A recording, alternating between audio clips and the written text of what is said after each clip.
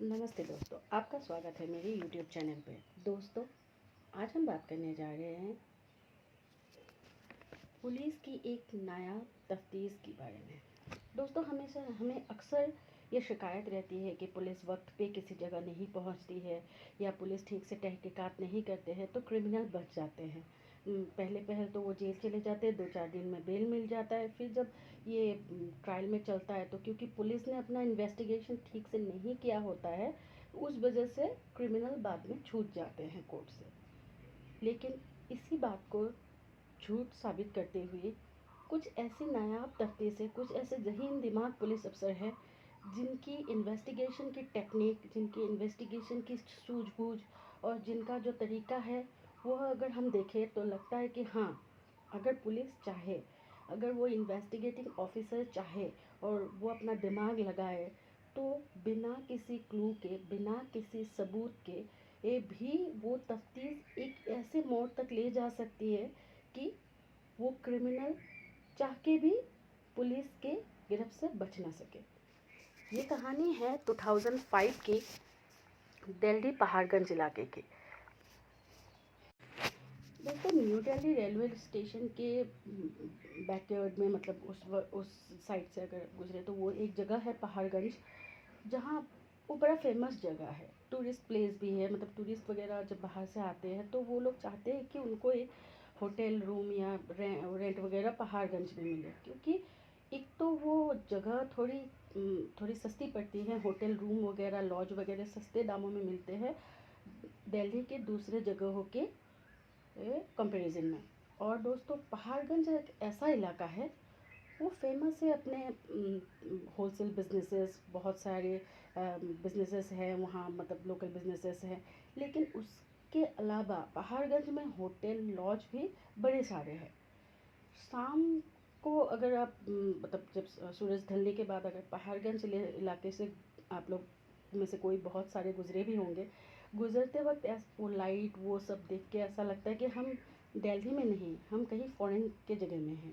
वो वहाँ खास करके ऐसा होता है कि जो होटल वाले हैं वो भी ये कोशिश करते हैं कि जो बाहर से आए लोग हैं उन्हें, मतलब बहुत अच्छी तरह से उन्हें रखें, उनके ज़रूरतों का ख्याल रखें।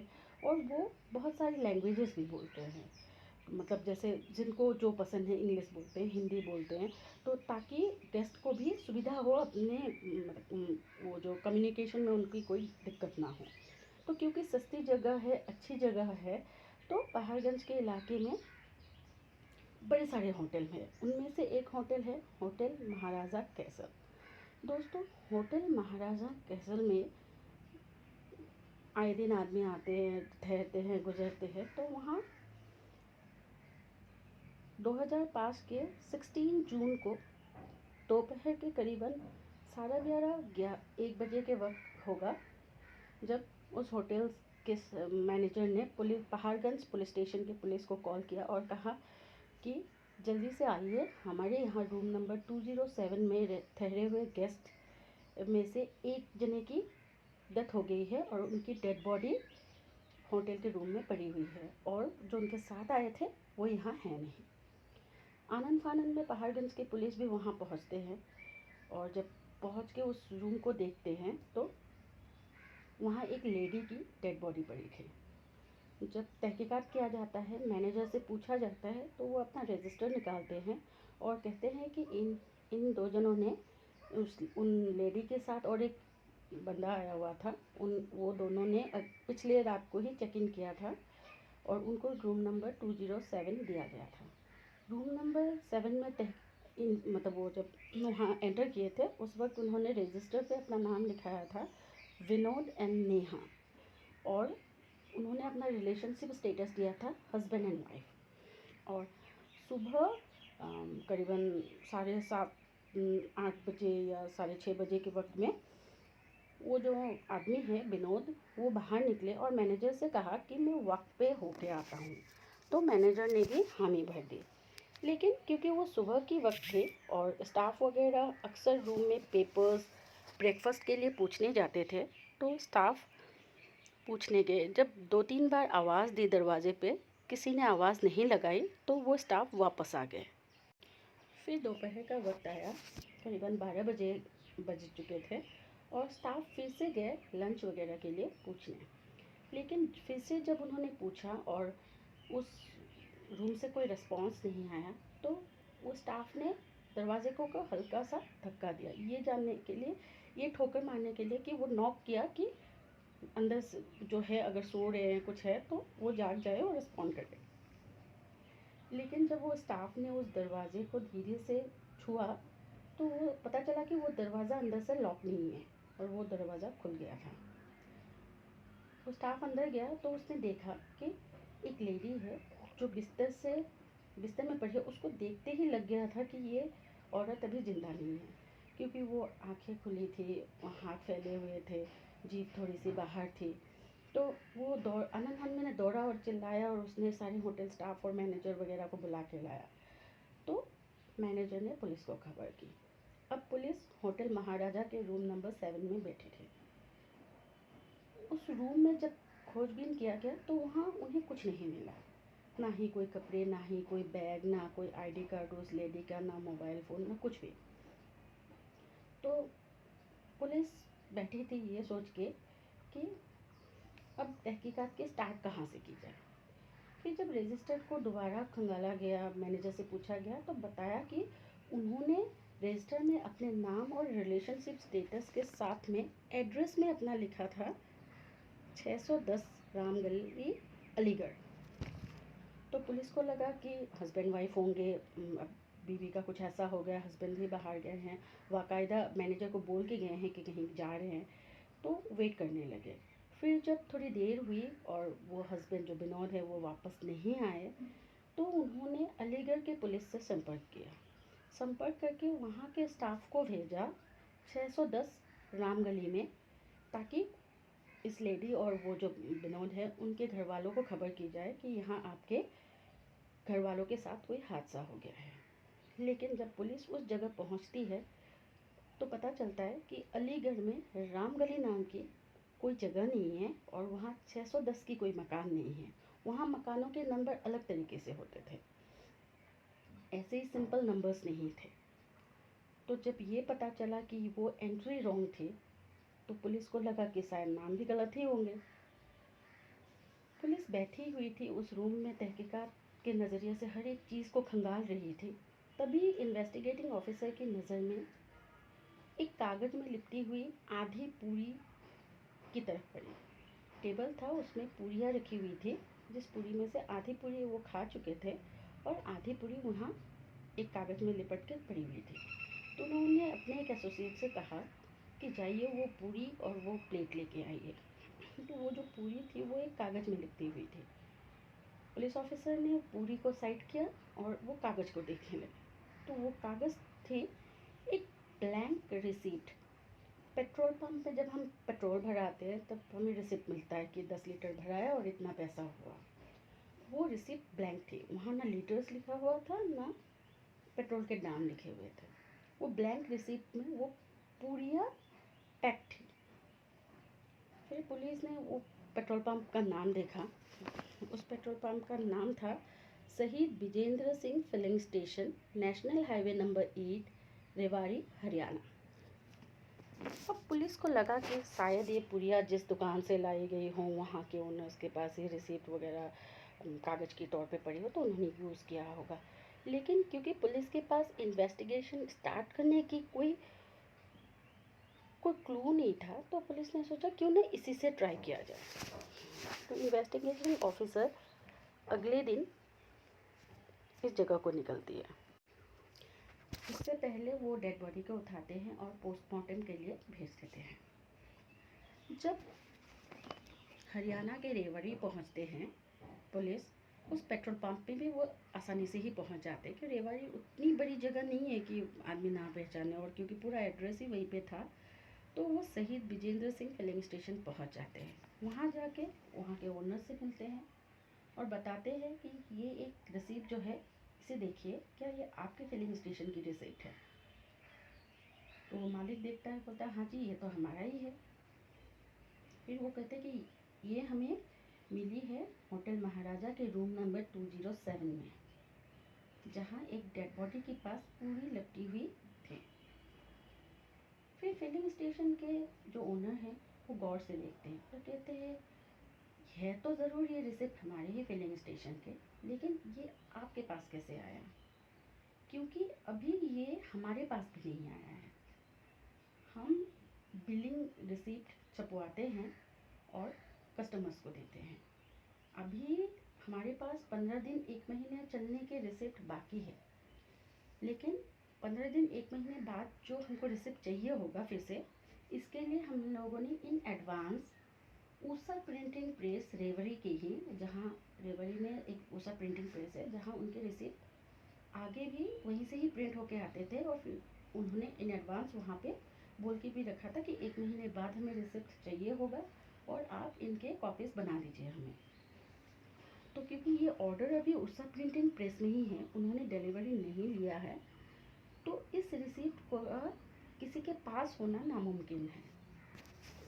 फिर पुलिस कहते हैं अब इसके बारे में तो आप ही हमें अच्छी तरह से बता सकते हैं, क्योंकि ये रिसिप्ट तो आप ही का है।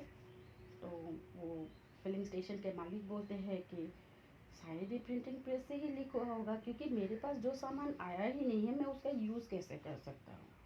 फिर पुलिस को भी तहकीकात के दौरान ये लगा कि ये बंदा झूठ नहीं बोल रहा है। ये बंदा बातों में जो एक पुलिस का एक्सपीरियंस होता है उससे उनको पता चल गया कि ये बंदा सच ही बोल रहा है।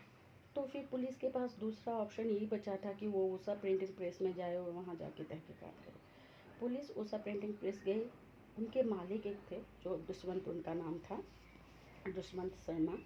उनके पास गए, उनसे पूछा कि ये रिसिप्ट आपके यहाँ छपवाने के लिए आया? तो उन्होंने कहा जी हाँ, जो शहीद विजेंद्र सिंह फिलिंग स्टेशन है वहाँ के सारे रिसिप्ट हमारे यहाँ से ही जाते हैं, तो ये अभी छपवाने के लिए है, लेकिन ये अभी ऑर्डर्स में है, ये अभी डिलीवर नहीं हुआ है। तो पुलिस अफसर ने कहा जी हाँ, हम भी यही पूछना चाहते, जो डिलीवर नहीं हुआ है वो रिसिप्ट हमें दिल्ली के पहाड़गंज के एक होटल के रूम नंबर 207 में एक डेड बॉडी के पास कैसे मिला?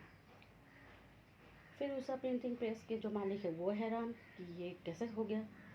फिर उन्होंने कहा कि शायद किसी स्टाफ ने वो यूज़ कर लिया होगा, क्योंकि बिना डिलीवर किए हुआ ये मार्केट में ऐसे निकलना ये तो नामुमकिन है। फिर सारे स्टाफ को बुलाया गया, उनसे पूछताछ की गई, सबने ना कहा। फिर पुलिस ने पूछा क्या कोई स्टाफ यहाँ से लापता है, कोई बिना खबर के 2-3 दिन से नहीं आया हुआ है? तो ऊषा प्रिंटिंग प्रेस के मालिक ने कहा ऐसा कुछ नहीं है, हमारे सारे ही स्टाफ काम पे लगे हुए हैं। फिर पुलिस ने कहा कि आप स्टाफ के नाम वगैरह दीजिए, एक एक करके बुलाते हैं। तो पता चला कि उनमें से एक आदमी जिनका नाम प्रमोद है, वो 3 दिन से फिलिंग स्टेशन नहीं आ रहा है, क्योंकि उसकी बहन की शादी है, और वो बाकायदा ऊषा प्रिंटिंग प्रेस के जो मालिक हैं उसे बोल के गए हैं कि मेरी बहन की शादी है एटा में, तो मैं 1 हफ्ते बाद वापस आऊँगा। फिर उसमें भी शक करने लायक कुछ नहीं था, क्योंकि वो उसकी बहन की शादी थी, वो कहीं भाग के नहीं गया था, झूठ नहीं बोल रहा था। फिर पुलिस को लगा कि शायद वो शादीशुदा होगा, उसी की बीवी होगी जिसको उसने मार वो डाला होगा।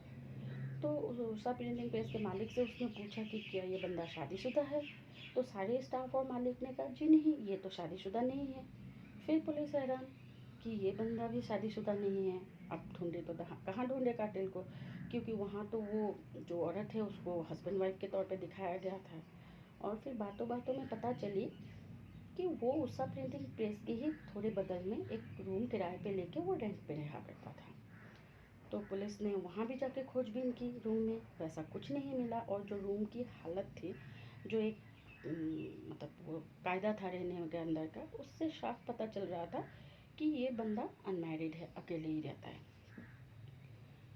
फिर क्या हुआ, पुलिस जब प्रमोद के रूम को देख रही थी सारे सामान वगैरह, तो वहाँ कोई लेडीज़ के कपड़े वगैरह कुछ नहीं मिला, लेकिन वहाँ वैसे ही पेट्रोल पंप के ब्लैंक रिसीप्ट मिले, जो कुछ पुराने भी थे और जो कुछ एक जो पूरियों के साथ लपेटे हुए मिली थी उसके भी 2-4, तो वो ऐसे ही अगल बगल फैले हुए थे। तो पुलिस को लगा क्योंकि ये रिसीप्ट वहाँ होटल में मिला है, फिर यही रिसीप्ट इसके रूम में भी अवेलेबल है, तो शायद कोई कनेक्शन हो सकता है। तो सारे रिसिप्ट पुलिस वालों ने उठा लिए। उस रिसिप्ट के बीच में 2-4 टेलीफोन बुक के बिल्स भी आए,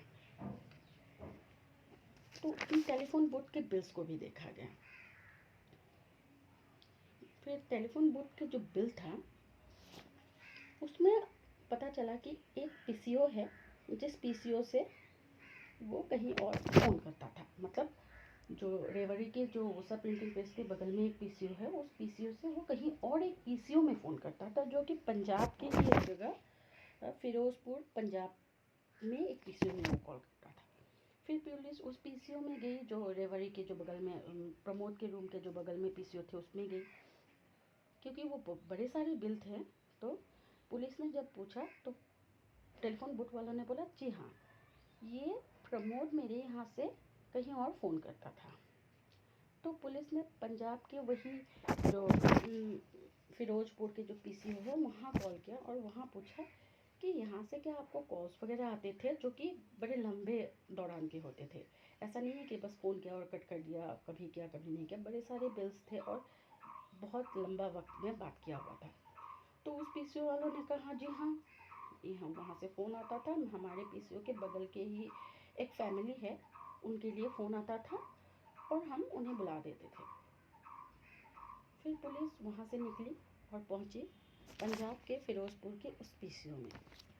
जब उस पीसीओ के ओनर से बातचीत की गई तो उन्होंने कहा, हाँ जी, हमारे बगल में ही वो श्रीनिवास जी का घर है, वो और उनकी फैमिली वहाँ रहते हैं, उनके लिए ये कॉल्स आते थे और जब भी आते थे तो वो बंदा वहाँ से बोलता था कि आप उन्हें बुला दीजिए, हम 5 मिनट बाद या 10 मिनट बाद कॉल कर रहे हैं। तो उसी तरह हम खबर कर देते थे और श्रीनिवास जी के घर से आ जाते थे बात करने के लिए पीसीओ। फिर पुलिस पहुंची पीसीओ के बगल में ही श्रीनिवास के घर। श्रीनिवास से जब पूछा गया तो श्रीनिवास ने कहा, जी हाँ, ये फ़ोन कॉल्स हमारे लिए आते थे और वो बंदा हमें बुलाता था, हम बात करते थे। तो पुलिस ने पूछा, बताइए आप किससे बात करते थे? तो श्रीनिवास जी ने कहा कि मुझे नहीं पता, क्योंकि ये सारे कॉल्स मेरी बीवी के लिए आते थे, तो वही बात करती थी और मुझे कुछ नहीं पता। फिर पुलिस ने कहा, फिर अपने पत्नी को बुलाइए, हम उन्हीं से पूछते हैं। फिर श्रीनिवास जी ने कहा कि मेरी पत्नी नहीं है, वो गायब है करीबन 2 महीने से और मुझे नहीं पता कि वो कहाँ है। फिर पुलिस का माथा ठनका, उन्हें लगा कहीं यही बंदा तो नहीं है जो विनोद के नाम पे वो होटल में ठहरा और अपनी बीवी को मार के चला है। फिर जब और तहकीकात की गई तो श्रीनिवास ने एक कहानी सुनाई कि उनकी बीवी इस फ़ोन कॉल में जिस बंदे से बात करती थी वो एक लड़का था जो करीबन 6 महीने पहले उनके घर किराएदार के हिसाब से आया था। और क्योंकि श्रीनिवास जी किराए पे घर चलाते थे तो वहाँ वो रहने लगा था, उसी टाउन में कहीं वो काम करता था। लेकिन उसके दौरान श्रीनिवास जी को पता चला कि उनकी बीवी की उनके साथ एक अफेयर स्टार्ट हो गया है। और एक दिन जब वो जल्दी काम से घर लौटे तो उन्हें अपनी बीवी और उस किराएदार के आपत्तिजनक हालत में वो लोग मिले। उससे नाराज़ होकर श्रीनिवास जी ने अपनी बीवी को बहुत पीटा और फिर उनके बीच में अक्सर झगड़ा होने लगे और उन्होंने उस किराएदार को भी घर से निकाल दिया। लेकिन उसके बावजूद वो किराएदार अक्सर इस पीसीओ में फ़ोन करता था, उनकी बीवी से बात करते थे और श्रीनिवास जी को पता चला कि उनकी बीवी उस इंसान के साथ किसी संपर्क में थी। फिर एक दिन, क्योंकि झगड़ा तो हमेशा होता ही रहता था श्रीनिवास जी के साथ इस वजह से, तो एक दिन उनकी बीवी घर से निकली और चली गई कहीं, और इसके लिए श्रीनिवास जी ने किसी पुलिस स्टेशन में अपना रिपोर्ट भी नहीं दर्ज किया, क्योंकि उनको अंदर ही अंदर था कि इनके साथ तो अब रहना नहीं है। उनका जो एक कैरेक्टर है, जो इनका रिलेशन है किसी और के साथ, वो उन्होंने अपनी आँखों से देखा था, तो उनको लगा था कि अब रहना नहीं है तो पीछा छूटा है, चलो फिर क्यों खोजबीन करना। फिर पुलिस को शक हुआ कि ये झूठ बोल रहा है। पुलिस ने और बातें पूछी। फिर श्रीनिवास जी ने उस किराएदार का नाम बताया। उसका नाम था प्रमोद। पुलिस को अब लगा कि नहीं, श्रीनिवास झूठ नहीं बोल रहा है। फिर पूछा कि प्रमोद कहाँ का है, तो श्रीनिवास जी ने बताया कि प्रमोद एटा का रहने वाला है, लेकिन 6 महीने पहले ही उन्होंने जब उनको पता चला कि उनकी बीवी और उनका संबंध है तो उन्हें घर से निकाल दिया। अब पुलिस फिर से पहुंचती है ऊषा प्रिंटिंग प्रेस के मालिक के पास और वहां से पता करती है कि एटा में प्रमोद का घर एक्चुअली है कहाँ। पता चलता है कि एटा में जहाँ प्रमोद का घर है वहाँ जब वो गए तो पता चला उनकी कोई बहन की कोई शादी नहीं है और वो ऊषा प्रिंटिंग प्रेस में अपने मालिक को झूठ बोल के छुट्टी लेके गया था कि उसकी बहन की शादी है। फिर 2-4 दिन सिविल ड्रेसेस में पुलिस ने अपने आदमियों को उस घर के पास लगाया तो एक दिन प्रमोद सुबह सुबह अपने घर को आ रहा था और पुलिस के हत्थे चढ़ गया। अब पुलिस के पास एक शख्स था जिसने लग रहा था कि वही वो इंसान है जिसने उस औरत का कत्ल किया है और जो श्रीनिवास जी की पत्नी है उनका नाम था रेशमा, जो कि 2 महीने से गायब थे। प्रमोद को जब पूछा फिर प्रमोद ने पूरा कहानी बताया। उसने कहा कि वो रहने आया था श्रीनिवास के घर में और वो वहीं के नौकरी थे। तब श्रीनिवास जी की पत्नी जिनका नाम रेशमा था उन्होंने और प्रमोद के बीच नज़दीकियाँ बढ़ गई और वो एक रिलेशनशिप में आ गए। उस रिलेशनशिप के दौरान उन्होंने शारीरिक संबंध भी बनाए और कुछ ऐसा लगा उनको कि वो एक दूसरे के बगैर नहीं जी सकते। लेकिन फिर एक दिन श्रीनिवास जी को उनके बारे में पता चला, उन्हें घर से निकाल दिया गया। फिर प्रमोद आ गया ऊषा प्रिंटिंग प्रेस रेवड़ी में, वहाँ जॉब करने लगा। लेकिन लगातार उनकी फ़ोन पे बातें होती रहती थी उस पीसीओ के टेलीफोन बूथ के ज़रिए। फिर क्या हुआ, रेशमा बोलने लगी कि उनका पति उनको टॉर्चर करता है और वो नहीं रह सकते उसके बिना। तो वो आ गई उसके पास और एक दिन अपना बोरिया बिस्तर उठा के रेशमा प्रमोद के यहाँ रेवड़ी में रहने आ जाती है, उसी किराए के मकान में जहाँ प्रमोद रहता था। अब प्रमोद और रेशमा एक ही मकान में पति पत्नी के तौर पे रहने लगे, जबकि उनकी शादी नहीं हुई थी, लेकिन वो पति पत्नी की हैसियत से रहने लगी। करीबन 1 महीना गुजरा, फिर रेशमा प्रमोद के ऊपर जोर देने लगी शादी के लिए और रहते रहते प्रमोद को पता चला कि रेशमा के जो खर्चे हैं, शॉपिंग, कहीं घूमने जाना, साड़ी वगैरह खरीदना, उनका जो लाइफस्टाइल है वो प्रमोद के बस की नहीं है। प्रमोद एक छोटा मोटा काम करने वाला आदमी, एक ऊषा प्रिंटिंग प्रेस में बाकायदा एक स्टाफ के तौर पे काम करने वाला आदमी, वो इतने खर्चे नहीं उठा सकता था क्योंकि श्रीनिवास जी की फाइनेंशियल कंडीशन अच्छी थी तो वो अपनी बीवी के खर्चे उठा लिया करते थे और रेशमा को भी उस तरीके से जीने की आदत थी। अब रेशमा भी यहाँ आके फंस चुकी थी, वो प्रमोद से झगड़ती थी कि ये चाहिए वो चाहिए। अब प्रमोद ऐसा है कि वो एक छोटी सी नौकरी करता था और एटा में अपना उसका भरा पूरा फैमिली था जहाँ उसको पैसे भी भेजने होते थे, तो वो बीच में फंस चुका था। वो रेशमा को रखना नहीं चाहता और रेशमा उसे छोड़ के जाने नहीं वाली थी। फिर प्रमोद ने एक आइडिया लगाया। उसने कहा कि एटा में मेरी एक बहन है, उसकी शादी है, हम शादी पे चलते हैं, वहाँ सारे रिश्तेदारों से तुम मिल भी लेना और क्योंकि बहन की शादी के बाद सारी जिम्मेदारी ख़त्म हो जाएगी तो वहीं पे हम भी शादी कर लेंगे। रेशमा खुश हो गई। रेशमा प्रमोद के साथ निकलने के लिए रेडी हो गई। जब निकल रहे थे तो प्रमोद ने कहा कि ये पुराने साड़ी वगैरह लेने की ज़रूरत नहीं है, हम एटा जाते वक्त दिल्ली में ही कहीं होटल में एक दिन रुकेंगे और दिल्ली के ही बाज़ारों से वहाँ तुम्हारे लिए नए कपड़े और मेरे लिए भी नए कपड़े वगैरह खरीद लेंगे। रेशमा खुश। रेशमा को लगा हाँ शादी में जा रहे हैं, नए कपड़े भी मिल जाएंगे तो अच्छी बात है।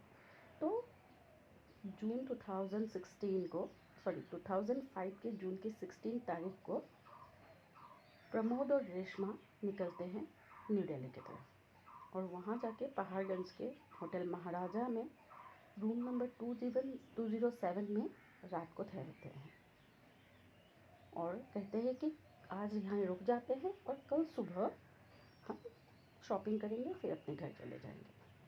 सुबह होते होते जब रेशमा सो रही थी तो प्रमोद ने उसका गला घोटा और उसे मार डाला। फिर क्योंकि उनके साथ कोई सामान वगैरह था नहीं तो वो खाली वो आदमी निकल गया और जाते जाते ताकि कोई शक ना हो मैनेजर को कि ये बंदा सुबह सुबह कहीं जा रहा है अपने बीवी को रूम में छोड़ के, तो बोल के गया कि मैं वक्त पे जा रहा हूँ, वापस आके लंच वगैरह करेंगे। तो वैसे बोल के वो रेशमा को वहाँ मार के वहाँ रख के वो चला गया और वो वापस अपने एटा भी नहीं गया। वो यहाँ वहाँ घूमता रहा अपने दोस्तों रिश्तेदारों के वहाँ यहाँ, क्योंकि उसको देखना था कि कहीं पुलिस उसके घर तक तो नहीं पहुँच जाती है। यहाँ वो प्रिंटिंग प्रेस में भी नहीं जा सकता था कि पुलिस को अगर पता चल गया तो कहीं वो प्रिंटिंग प्रेस में भी ना पहुँच जाए। तो प्रमोद का भी, फिर प्रमोद को जेल मतलब अरेस्ट कर लिया पुलिस ने। उन्होंने इन्वेस्टिगेशन की, चार्जशीट दाखिल की। प्रमोद अब भी जेल में है और वो ट्रायल जो है वो कंप्लीट नहीं हुआ है। वो ट्रायल कोर्ट में अभी ये मुकदमा चल रहा है और जब भी कोई उसका आउटकम आएगा तो मैं इस चैनल के ज़रिए आपके पास ज़रूर पहुंचाऊंगी। ये कहानी ज़रूर एक मर्डर की है, लेकिन ये कहानी कहीं ना कहीं एक वो नायाब तफ्तीश के बारे में भी है जो पुलिस ने किया है, किसी क्लू के ना रहते हुए। एक बस पर्ची जो कि प्रमोद ने गलती से उस पूरियों को लपेटने में यूज़ कर लिया था, वो भी खाली। तो अगर वो जहीन दिमाग पुलिस अफसर उतना नहीं सोचते, एक बारीकी से एक दो चीज़ को देखना कि कुछ नहीं है इस रूम में, चलो ये कागज़ है इसी को देखते, वो पूरियाँ हैं आधी उसी को देखते हैं, तो ऐसे पुलिस अफसर जब तक हैं तब तक वो जो मतलब एक होता है कि पुलिस के ऊपर भरोसा नहीं, वो वक्त पे नहीं पहुंचते। कहीं ना कहीं अगर पुलिस चाहे तो अपने ऊपर लगी ये तोहमत उतार सकती है इस तरह से काम करते हुए। तो हमें मानना पड़ेगा कि ये एक ऐसी तफ्तीश थी जिसमें उस इन्वेस्टिगेटिंग ऑफिसर, पहाड़गंज के पुलिस स्टेशन के उस इन्वेस्टिगेटिंग ऑफिसर ने बहुत ही कमाल का काम किया था। दोस्तों, इसी के साथ मैं विदा लेती हूँ आपसे। अगर आपको ये कहानी अच्छी लगी हो तो मेरे चैनल को सब्सक्राइब और इस वीडियो को लाइक ज़रूर कीजिएगा। Thank you.